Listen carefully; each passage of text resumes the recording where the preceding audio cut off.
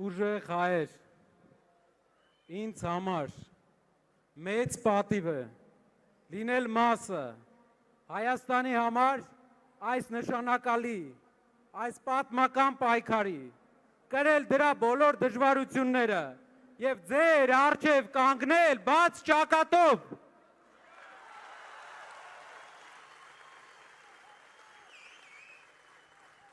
Մեկ տարվա ընթացքում մենք ունեցել ենք շատ հետաքրքիր տարի, ամեն օր մի հետաքրքիր մարտահրավեր, մի հետաքրքիր խնդիր, բայց բոլոր խնդիրները հաղթահարել ենք պատվով և դրա ապացույցը այն է, որ բոլորս իրար հետ այսօր Հանրապետության հրապարակը ողողել ենք դրական էներգիայով։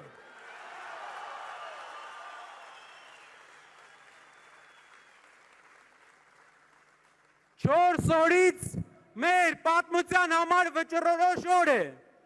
4 օրից հանրաքվե երկու բանի մասին, շարունակում ենք այսպես, շարունակում ենք թույլ մնալ, շարունակում ենք թույլ տալ հարևաններին օգտագործել մեզ, թե կանգնում ենք և մեր մեջքը ամրացնում և սկսում ենք զարգանալ։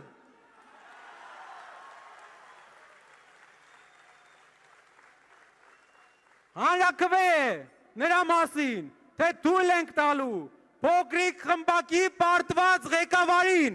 թողել, որ Հայաստան մտնեն ադրբեջանցիներ, թե պահելու ենք մեր հայրենիքի վերջի մնացած հողը հայկական։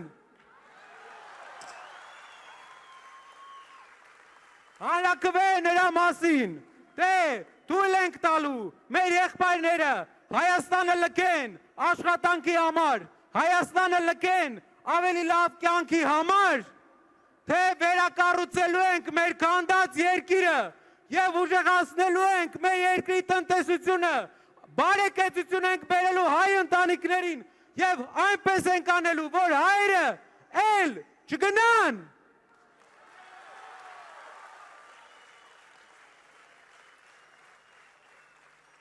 Ով ցանկանում է ապրել ադրբեջանցիների հետ, կարող է քվեարկել ՔՊ-ի համար։ Ով ցանկանում է հայկական վերջին հողը, մեր հայրենիքի 10%-ը պահպանել հայկական, ուժեղացնել, քվեարկում է ուժեղ Հայաստանի համար։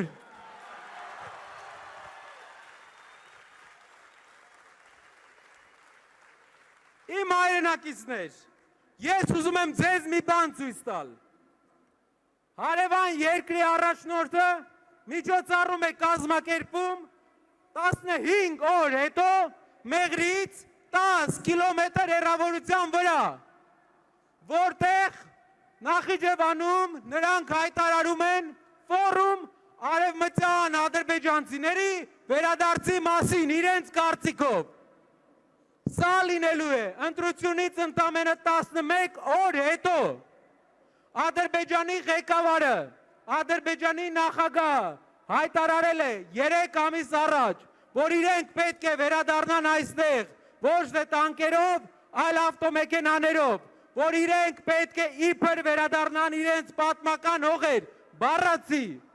Ադրբեջանի հոգևոր առաջնորդը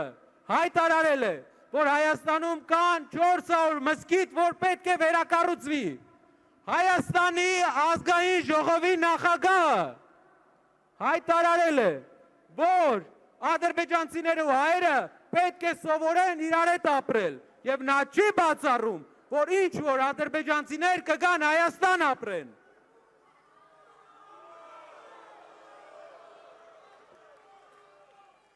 Հայաստանի սոցապ նախարարը, մեր երկրի սոցապ նախարարը կանգնում է ազգային ժողովի ամբիոնից և ասում է, որ մենք պետք է սովորենք միատարր ազգ որպես ապրենք։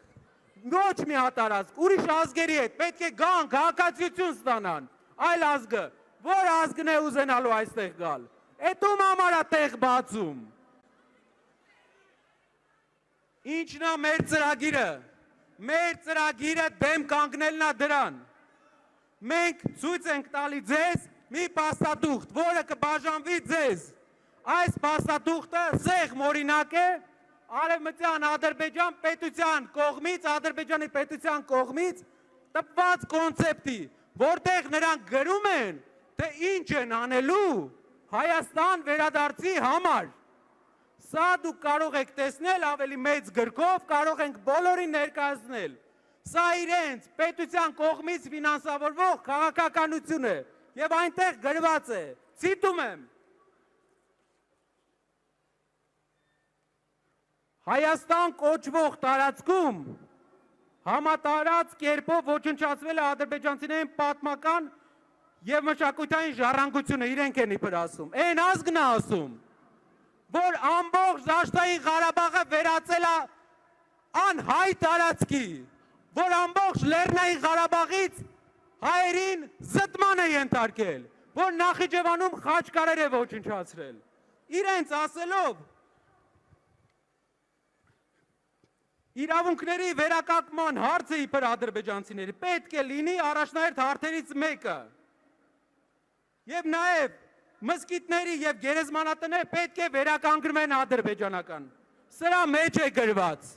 Իսկ մենք գիտեք ինչ ենք սրան ասում։ Մենք ասում ենք, որ Հայաստանում լինելու է առաջնորդ, որ երբեք սա թույլ չի տա,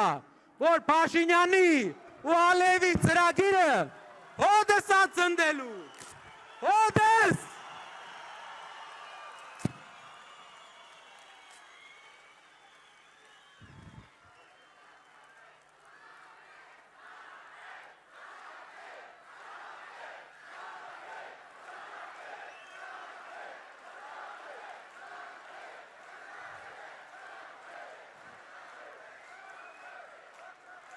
Գնացեք հանրաքվեի, մերժեք փոքրիկ խմբակին, գնացեք ընտրության, լուծեք Հայաստանի ամենակարևոր հարցը, հայկականության հարցը, 4 օր ձեր շրջապատին ասեք, խնդրում եմ, գնացեք, որ գնան։ Գնացեք, որ նրանք չգան։ Իրար հետ ժողովուրդ, իրար հետ 4 օր, պատմական օր, եւ մենք կերտելու ենք մեր ուժեղ Հայաստանը։ Փոփոխությունների համար, փոփոխությունների համար, փոփոխությունների համար, ապրել